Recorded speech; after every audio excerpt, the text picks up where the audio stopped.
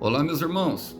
A paz do Mestre Jesus esteja com todos vocês. Que Deus abençoe quem me ouve, que o Senhor Deus Todo-Poderoso possa vir falar conosco sempre por intermédio das suas santas, sagradas escrituras. Que Deus abençoe, meu irmão, a sua vida. Que Deus abençoe o seu projeto, aquilo que você colocou diante de Deus. Que Deus abençoe a sua caminhada, meu irmão e minha irmã que me ouve. Que Deus abençoe também a sua família, abençoe aos seus. Vamos lá, vamos para a nossa conversa?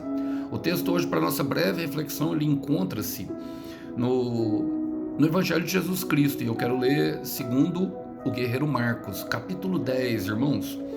E quero ler com vocês a partir do verso 35, para aquilo que o Senhor quer falar conosco no dia de hoje. Diz assim: Então Tiago e João, filho de Zebedeu, vieram e falaram com ele: Mestre, queremos que nos faça um favor. Que favor é esse? Perguntou ele. Eles responderam: Quando o Senhor se sentar em seu trono glorioso, queremos nos sentar em lugares de honra ao seu lado, um à sua direita e outro à sua esquerda. Jesus lhes disse: Vocês não sabem o que estão pedindo. São capazes de beber do mesmo cálice que beberei? São capazes de ser batizados com o batismo que serei batizado? Somos, responderam eles. Então Jesus disse: De fato, vocês beberão do meu cálice e serão batizados com o meu batismo. Não cabe a mim, no entanto, dizer quem se sentará à minha direita ou à minha esquerda. Esses lugares serão daqueles para que eles foram preparados. Glória a Deus. Irmãos, Jesus e os seus ensinamentos com os discípulos. Bom, irmão, eu creio aqui que estou falando com aqueles que desejam o discipulado de Jesus, que desejam ser discípulos do Mestre, discípulos do amor, discípulos da verdade, discípulos daqueles que querem andar pelo caminho estreito e pela essa longa jornada a fim de encontrar vida, eternidade e imortalidade, encontrar as bênçãos de Deus também nesse lugar. E para isso nós precisamos estar dispostos ao aprendizado do Mestre. Aqui o Senhor está ensinando sobre o serviço. Ele está ensinando aos discípulos daquilo para que ele veio. Eu nem li o texto completo, parei só até ali, porque creio que até ali é pertinente, apesar de nós mexermos um pouquinho mais na frente, mas aquilo que o Senhor quer falar conosco no dia de hoje está até aqui. E aqui é um momento de oração, é um momento de conversa, é um momento de intimidade entre João e Tiago e o Senhor Jesus. E eu quero trazer isso para a nossa vida, porque mostra muito daquilo que são as nossas orações, das promessas e do nosso caminhar com Cristo. Vamos lá? Diz assim, versículo 35. Então Tiago e João, filho de Zebedeu, vieram e falaram com ele: Mestre, queremos que nos faça um favor. João, irmão, significa Deus é misericordioso, e Tiago é o mesmo nome, é a mesma etimologia da palavra Jacó, que significa aquele que agarra no calcanhar, ou seja, aquele que persegue uma bênção, tem esse simbolismo, essa tipologia. Jacó é aquele que perseguiu a bênção. Mas eu quero me atentar ao nome de Zebedeu, que tem uma etimologia, e assim até de certa forma, o nome é hebraico, Zebedeu, mas ele tem justamente um duplo sentido. Primeiro, oferta, sacrifício, e segundo, presente de Deus, dádiva de Deus. E era justamente isso que aqueles discípulos estavam ali, todos assanhadinhos querendo. Todos nós queremos uma bênção, não é verdade? Todos nós já temos essa predisposição para receber. E nós pedimos as nossas orações, e eu não sei como são vocês, mas as minhas orações elas foram mudando ao longo do caminho. Eu hoje converso com Deus como Pai, e não estou aqui para dizer que a minha oração é um modelo de oração. Não, na Bíblia tem vários modelos de oração, elas são aperfeiçoadas mediante a leitura da palavra, irmão. Não estou aqui justamente para me colocar como exemplo disso, não é isso. Mas a grande questão é simplesmente entender que tem alguns pedidos nossos que não vão ser aceitos. Por quê? Dentro do nosso coração já tem essa predisposição de receber, de pedir, mas muitas vezes nós nem sabemos o que está pedindo, e foi o que Jesus falou ali na frente para eles. Foi como Jesus: vocês não sabem o que pedem, vocês não estão entendendo. E é bom nós sabermos disso e sabermos que nós temos a ajuda do Espírito Santo, irmãos. Paulo fala isso em Romanos 8, 26, fala assim, E desse mesmo modo, o Espírito nos ajuda em nossa fraqueza. O que é a nossa fraqueza, irmão? É justamente as nossas vontades, os nossos desejos. Aqui eles estão pedindo glória, estão pedindo honra, estão pedindo até uma coisa boa, que é ficar perto de Jesus. Um quer sentar do lado direito, um do lado esquerdo. Eu também, eu creio que eu pediria. Eu não estou aqui julgando isso não, irmão. É algo bom, né? Ficar pertinho de Jesus. Mas aí Paulo fala, nos ajuda em nossa fraqueza, pois não sabemos como orar. O Espírito, porém, ora por nós com gemidos que não podem ser expressos em palavras. E aquele que conhece todos os corações sabe a intenção do Espírito, porque o Espírito intercede por todos os santos. É o que Paulo fala, em harmonia com a própria vontade divina. Ele termina falando desse jeito, porque a intenção da oração, irmão, não é Deus fazer a nossa vontade, irmão. Deus tem a vontade dele, e ela é soberana, ela é recheada de propósitos, e ela sempre vai prevalecer. Os planos de Deus não podem ser frustrados, inclusive sobre a sua vida, meu irmão, inclusive sobre a minha vida. E devemos compreender que são melhores, mais bondosos, mais regados com fidelidade. Mas agora, compreender a natureza divina vai justamente nos elevar a uma condição de maturidade em oração. Maturidade espiritual. Mas, irmão Alisson, se Deus já vai fazer a vontade dele mesmo, por que eu preciso orar? Irmão, é para que nós venhamos a nos alinhar. É importante que, através das orações, e devemos usar bastante essa ferramenta. Aliás, eu creio que junto com a Bíblia é a ferramenta que deve ser mais utilizada. Eu não sei se... eu esqueci o nome do evangelista, mas é bastante famoso. Toker, não, esqueci o nome dele agora, irmão, mas ele fala, perguntaram para ele um dia, qual que é mais importante, ler a Bíblia ou oração? Ele fala, entenda como uma ave, se você arrancar uma das asas, ela poderá voar. É justamente sobre isso, é justamente sobre quem quer voar. Vai ser necessário oração e Bíblia, para que nós venhamos a aperfeiçoar os nossos pedidos. E Deus já sabe o nosso pedido, mas é para nós nos alinharmos à vontade dele. Na nossa oração, é nós que somos aperfeiçoados. É nós que entendemos o que está acontecendo. Jesus pergunta no versículo 36, que favor é esse? Perguntou ele. Agora a grande pergunta, aquilo que não quer calar, Deus já não sabe o nosso pedido? Sabe, irmão? Mas a pergunta, ela cumpre um propósito. A pergunta de Deus, ela sempre cumpre um propósito. As perguntas que Deus nos revela, que Ele faz para nós, sempre cumprem um propósito. Todas as perguntas na Bíblia, irmão, elas sempre vão cumprir um propósito, e essa não era diferente. Jesus, ele sabe todas as coisas, ele sabe quem era Tiago, ele sabe quem era João. Já tinham demonstrado imaturidade em outras situações, em outras realidades, como querer que caia fogo do céu sobre os samaritanos e tantas outras.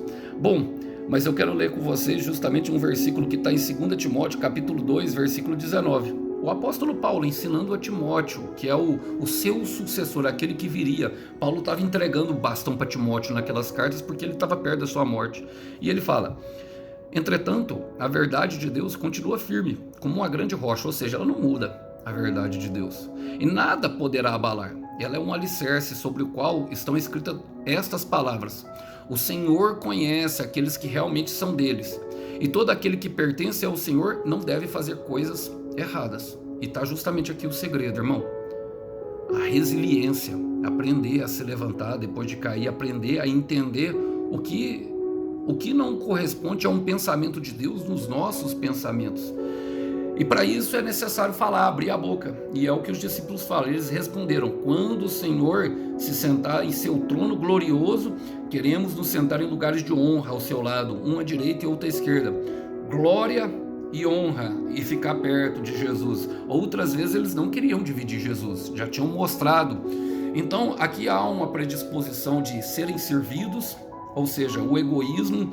Há também nas palavras dele a questão de só saber da promessa e não saber daquilo que prepara para a promessa, ou seja, do propósito.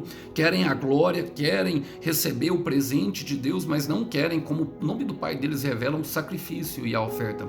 E sem sacrifício, sem vitória, sem ônus, sem bônus, sem cruz, sem glória, sem dor, sem ganho. Essa é uma verdade, irmão, da palavra. E é o que o Senhor Jesus vai justamente falar, irmão. É necessário nós alinharmos, sabe, as nossas orações ao coração de Deus. E os nossos pedidos, a nossa boca, ela justamente expressa aquilo que está contido lá dentro. Expressam o nosso querer, expressam a nossa pequenez, expressam as nossas fragilidades. Mais do que a palavra dos outros, é necessário que nós olhemos as nossas próprias orações, as nossas próprias vontades. Irmão, aquilo que nós estamos dizendo, aquilo que nós estamos falando, as nossas orações para Deus vão revelar já bastante daquilo que nós somos, daquilo que, da verdade, não é do que nós somos, porque Deus nos enxerga diferente, irmãos. Quero aqui fazer uma correção. Não é daquilo que nós somos, é do estado em que nós nos encontramos.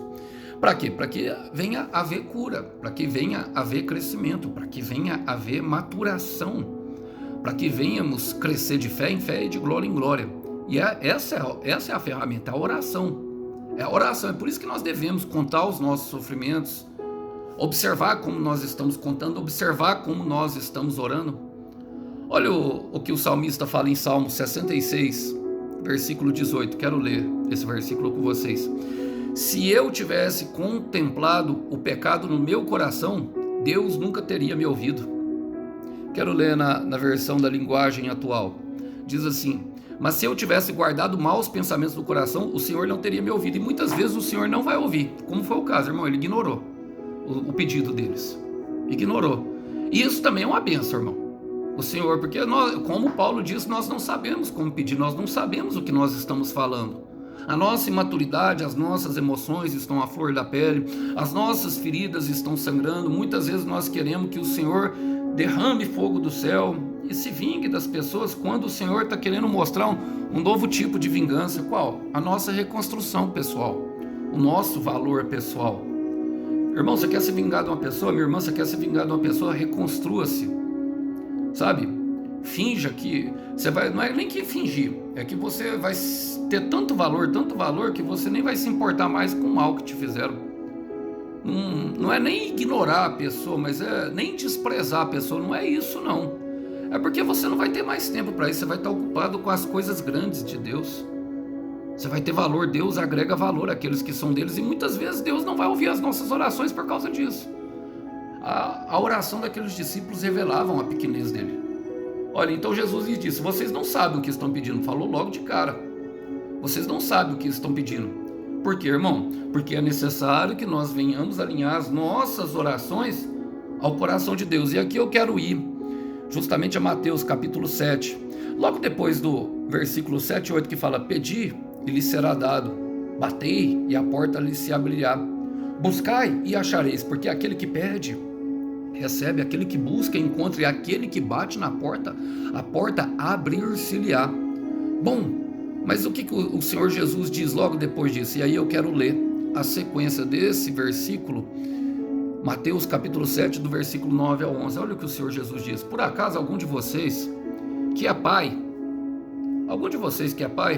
será capaz de dar uma pedra ao seu filho quando ele pede pão? Versículo 9, e aqui eu quero fazer uma ressalva: pedra e pão. É justamente a tentação a qual ele foi submetido no deserto. Satanás apresentou uma pedra para ele e falou: transforme em pão. Então, muitas vezes nós estamos pedindo uma pedra para o Senhor, enquanto Ele quer nos dar um pão. Mas o que Satanás queria fazer era justamente a materialização da fé, como os egípcios fizeram lá depois da libertação. Quando Moisés começou a se demorar, ele falou: façamos uns deuses que faça a nossa própria vontade. Isso é materialização da fé, irmão. Sabe? Apressar o processo, não se submeter ao processo. No versículo 10 ele fala: ou lhe dará uma cobra quando ele pede um peixe. E a cobra e o peixe aqui, nós vemos claramente um simbolismo da palavra de Deus. Jesus Cristo tem um simbolismo do peixe. Tragado, Jonas tragado 3 dias, morte e ressurreição. E a serpente sorri no deserto, irmão. Eu quero repetir isso: a serpente sorri no deserto. E o Pai não vai dar uma cobra para nós. O que nós vamos encontrar é um peixe bem grande, no formato de Jesus. Lembra lá quando Pedro passou pelos braseiros, logo depois de negar Jesus 3 vezes? Ele encontrou peixe e pão. E só vai sentar na mesa do jeito que eles querem quem aprender a compartilhar o pão. Eu quero repetir isso: só vai sentar na mesa quem aprender a compartilhar o pão, porque é necessário que ele cresça e que eu diminua. E essa é a melhor versão, é quando ele cresce em nós. Aí agora no versículo 11 ele fala: vocês mesmo sendo maus sabem dar boas coisas aos seus filhos, quanto mais o Pai de vocês que está no céu dará boas coisas ao que pedirem, mas não será aquilo e nem conforme nós estamos querendo, porque os nossos pedidos são pequenos e revelam isso. E ele fala: são capazes, olha as perguntas de Jesus: são capazes de beber do cálice que beberei? São capazes de ser batizado com o batismo que eu serei batizado? E toda vez que fale de cálice, de beber cálice na Bíblia, está falando justamente de sofrimento e morte. E o sofrimento é a morte do Senhor Jesus, é aquela que nos trouxe redenção. Logicamente, irmãos, aqui não é uma morte espiritual, mas é o sofrimento que nos leva à morte do nosso próprio ego, das nossas próprias vontades, de nós entendermos que as portas fechadas e que Deus é capaz de frustrar sim os planos dos seus escolhidos, para que Ele possa apresentar para nós um peixe e um pão. Um peixe e um pão. Depois de nós negarmos Ele em frente aos braseiros da vida, construído por guardas que nos vigiam no nosso lugar de pecado, por guardas, sabe, uma fogueira humana. O que nós precisamos é de uma fogueira do céu, irmão. É isso, sabe? Então, alinhar as vontades vai entender que o Senhor vai devolver perguntas para nós, e as perguntas de Deus revelam justamente a sua grandeza. Cálice, sofrimento e redenção. E tem muita pessoa, como aqueles de Lucas 23, os dois ladrões eram dois criminosos. Um queria descer da cruz, só queria sair dali, salva a si mesmo e salva a nós. Lucas 23, do capítulo 39 ao 43, conta essa história. Enquanto o outro reconheceu: nós estamos aqui porque merecemos. O sofrimento dele levou ele à reflexão de tudo que ele tinha passado na vida. Trouxe uma maturidade, e Jesus lhe concede uma promessa: ainda hoje estará comigo no paraíso. Ou seja, o meu orgulho me tirou do jardim, mas a humildade dele colocou o jardim em mim. Teu orgulho, meu orgulho, me tirou do jardim. Tua humildade colocou o jardim em mim.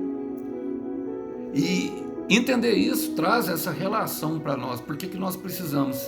Eles dizem: somos, responderam eles. Mais uma vez, sem entender.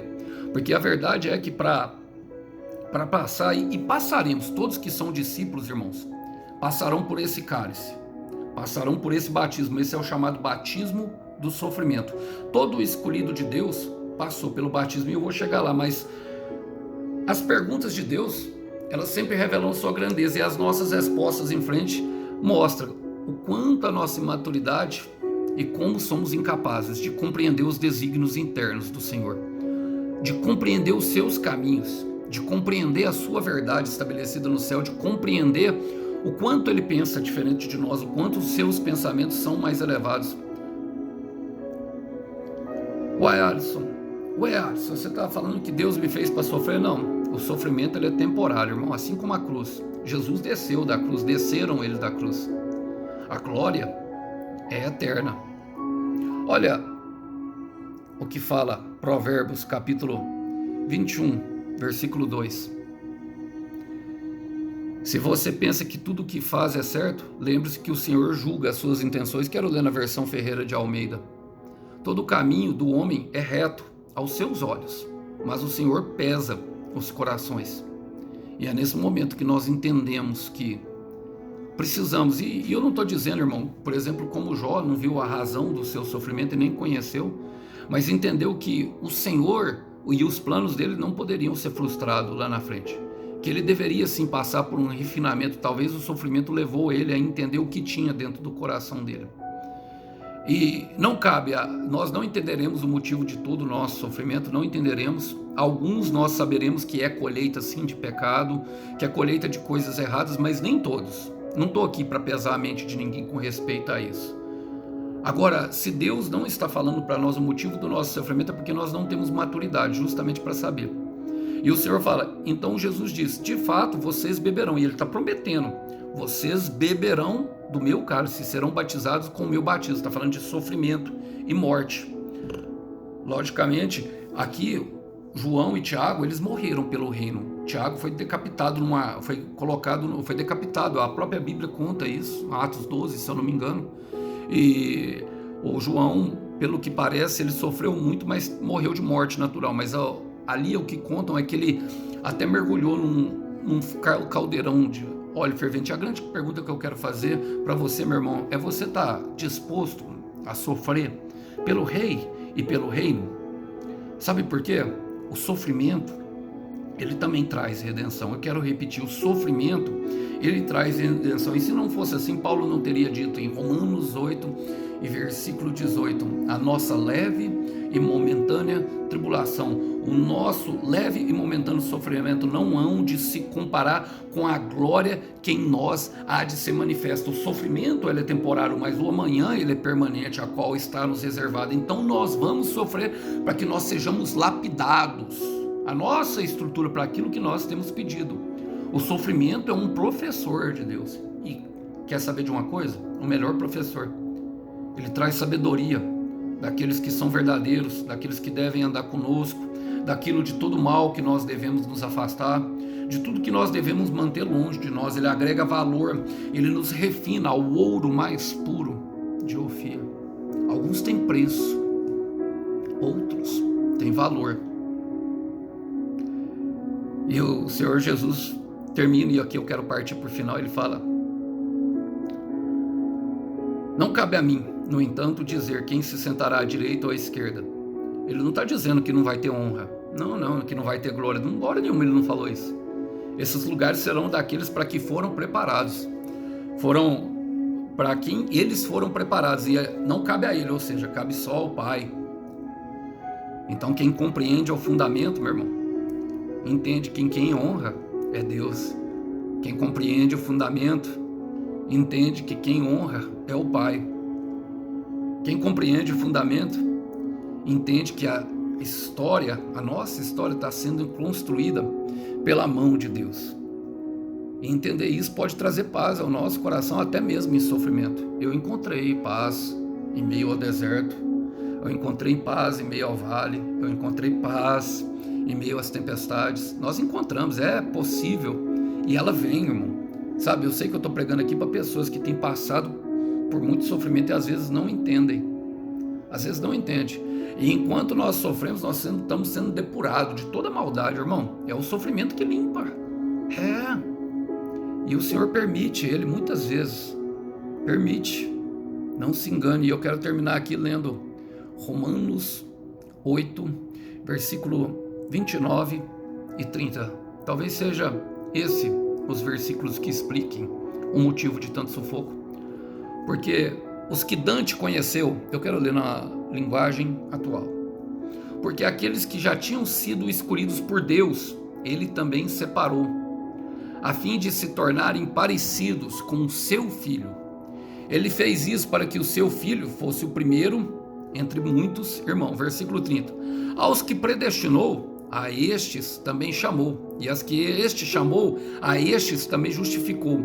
E aos que justificou, a estes também glorificou. Predestinação a um chamado de justificação por aquele que glorifica. E aí, quem quer?